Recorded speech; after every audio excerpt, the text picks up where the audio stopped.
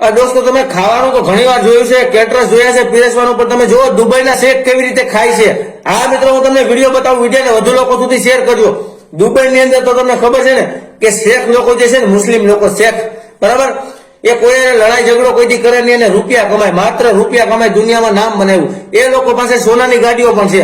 એની ખાવાની સ્ટાઇલ તમને નથી ખબર ને, આજે હું તમને બતાવું છું. તો તમે મારી નીચે વિડીયો જોઈ શકો છો કે એક જ ઝટકામાં બધા લોકોને ખાવાનું પહોંચી જાય છે. આવી સ્ટાઇલ આપણા ઇન્ડિયાની અંદર ક્યારે કોઈ જોઈ નથી દોસ્તો.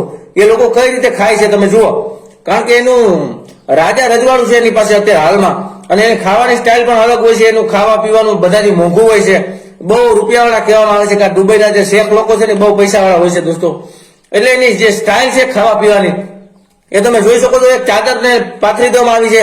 એ ચાદર જે છે એમાં રોટલી જેવું કંઈક છે. આપણે તેને રોટલી માનીએ, પણ એ લોકો રોટલી નહીં, એ તો કંઈક બીજું હશે, બરાબર, ઢોસા પીઝા જેવું કંઈક. હવે એ લોકો આમ ખેંચતા જાય છે અને બબ્બે પીઝા જેવું પડ્યું છે. એ બધું જ્યાં લોકો બેઠા હોય ને લાઈનમાં ગોઠવાઈ જાય છે. આમ તમે આમ વિચાર કરો કેટલું મસ્ત એ લોકોએ ગોઠવણી કરી છે.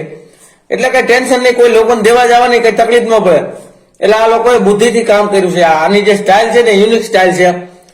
પછી દુબઈની અંદર તમને ખબર છે કે દાંડિયા રાસ રમાય ને એના લગ્નમાં, એ બધાથી અલગ હોય. એ આખા બધા અલગ જ પડી જાય. એટલે એ લોકોનું બધું અલગ અલગ જ પડે છે. પણ આ ખાવાનો વિડીયો તમે નહીં જોયો હોય, શાયદ જ ક્યારે કોઈ તમને બતાવ્યો હશે. તો મેં કીધું લાવો મારા દર્શક મિત્રોને આ વિડીયો પણ બતાવી દઉં કે આ લોકો કેવી રીતે ખાય છે દોસ્તો.